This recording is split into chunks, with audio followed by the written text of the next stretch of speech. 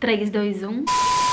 Oi, gente, tudo bem com vocês? Tempão que a gente não tem esse papo assim, né? Então hoje a gente vai falar sobre 10 coisas que ninguém nunca te falou sobre morar fora do Brasil. Pra quem chegou agora, eu já morei em alguns lugares desse mundão, né? Por conta da profissão do meu marido. A gente vive mudando constantemente. No último semestre a gente esteve morando no Brasil, mas a gente voltou a morar fora. A gente já morava 2 anos fora, voltamos pro Brasil e agora voltamos pra fora de novo. Atualmente a gente tá na Bulgária, mais especificamente em Plovdiv, e eu vou contar pra vocês o que ninguém nunca te contou. Então assiste até o final. A primeira coisa que eu não esperava, eu não sei se é por conta da profissão do meu marido ou por conta de uma vida diferente, de uma cultura diferente, eu não tenho rotina. Isso é uma coisa que eu não tenho desde que eu me casei, né? Porque a vida do Fernando é muito louca e não tem muito rotina, não tem os dias certos pra folga, esse tipo de coisa. Então é uma coisa que eu não tenho. Eu não tenho final de semana, porque às vezes ele trabalha no final de semana. Eu não tenho os dias certos pra, às vezes, resolver coisas de reuniões. Eu não tenho dia certo pra nada. Então se tem uma coisa que eu não tenho é rotina. E isso tem um lado ruim porque te provoca mais ansiedade, te provoca um pouquinho, você tem que ter um pouquinho de controle, fazer um schedule ali mesmo, um cronograma, porque senão você se perde com muita facilidade. Então, se tem uma coisa que mudou é a minha rotina, ainda mais eu que antes de me casar era acostumada a trabalhar, enfim, tinha minha rotina que eu sabia que todo dia ia ser mais ou menos a mesma coisa. Agora eu não tenho, eu acordo e cada dia é um dia novo que pode ser totalmente diferente do meu outro dia. Então, se tem uma coisa que mudou aqui é rotina. E é engraçado que de país para país muda a rotina. Tem países que têm uma vida noturna maior, né, que as coisas acontecem mais à noite, no Emirados, como por exemplo, porque é muito calor. Então a gente acaba fazendo as coisas na rua mais à noite, porque a temperatura tá mais de sobrevivência. Então assim, dá pra fazer as coisas mais à noite. Então isso também muda de cultura pra cultura, de país pra país. Então se tem uma coisa que muda totalmente você morando fora, é a sua rotina. O segundo item pra mim é a perda daquele núcleo de apoio. O que eu digo ser núcleo de apoio? Você perde referência dos seus amigos, dos seus familiares. Você não é mais a Carol, filha do Getúlio e da Cristina, entende?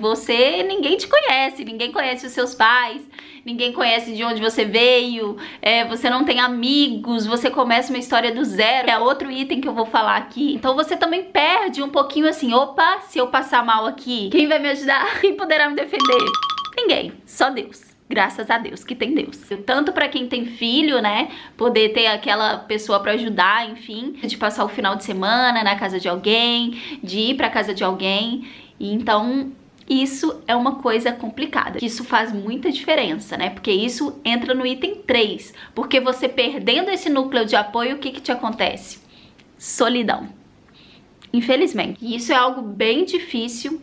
E algo que reforça a saudade, né, gente? Que é um sentimento que realmente não se explica. A gente sente saudade de tudo. A gente sente saudade das pessoas, das coisas. A gente sente saudade dos cheiros, da comida. Que a gente acha, não vou sentir tanta falta.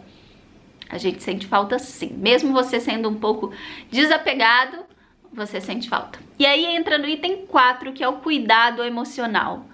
Falando sobre a saudade, a solidão, tudo isso requer um cuidado emocional, porque a gente muda, além do choque cultural que existe sim, mesmo sendo um país um pouco parecido com o seu, mas existe um choque cultural. É uma pessoa que foi criada num lugar e que vai para outro totalmente diferente, com costumes totalmente diferentes na maioria das vezes.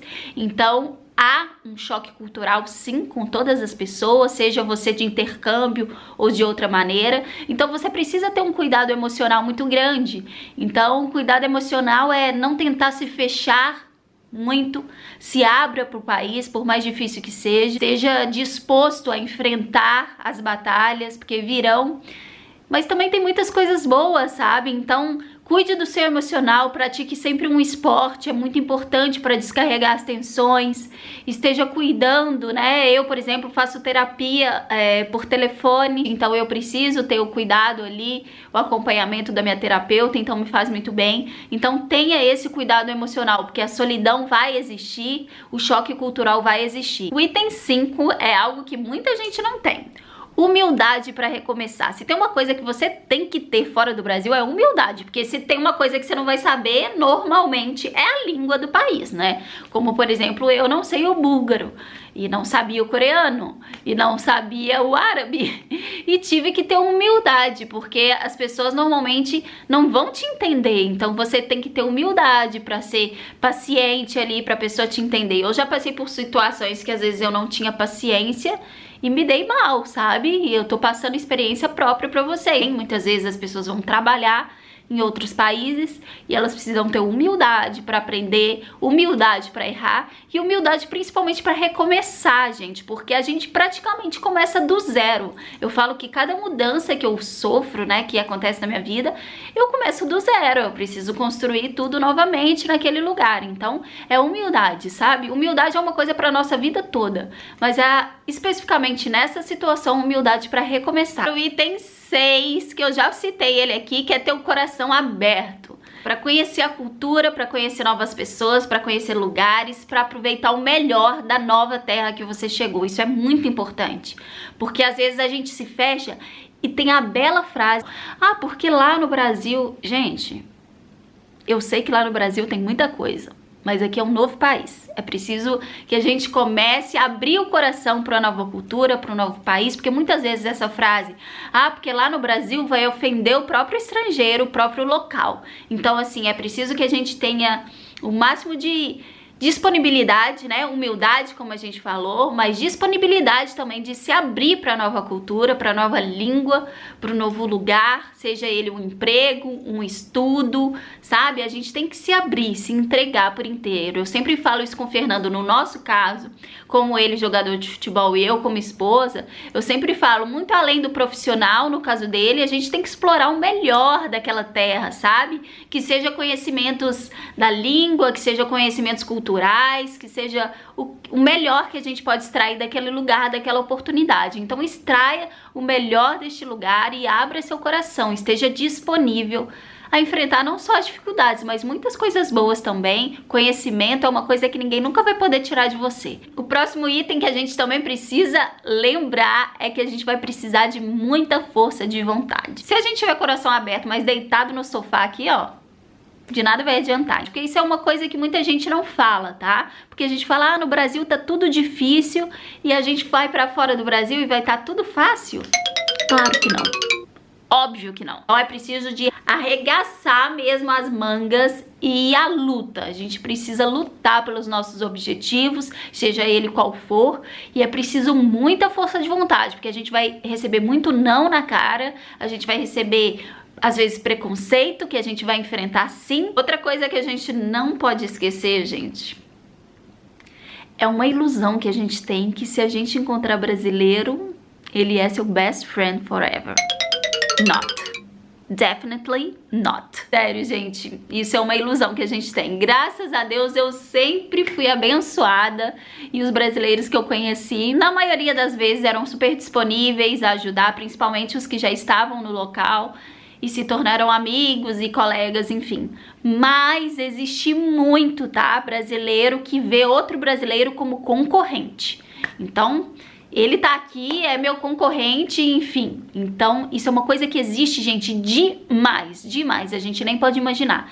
Então, são os primeiros que às vezes vão te virar a cara pra uma ajuda, sabe? Você que acabou de chegar. Então, tomem bastante cuidado. A gente fala de estar disponível, coração aberto e tudo, mas saiba que isso pode acontecer. Se abre assim, mas com muito cuidado, com muito zelo com a sua vida emocional, né, e também profissional em outras áreas. Então não confie totalmente, não entregue totalmente no que eu digo assim, a sua confiança. Quando eu digo pra gente se entregar e se abrir, é pra conhecimento, sabe? Porque às vezes a gente fica muito carente por estar longe de familiares, amigos muito chegados, e a gente às vezes descarrega emoções e confianças em pessoas que não merecem. O próximo item que eu não posso deixar de falar é sobre preconceito.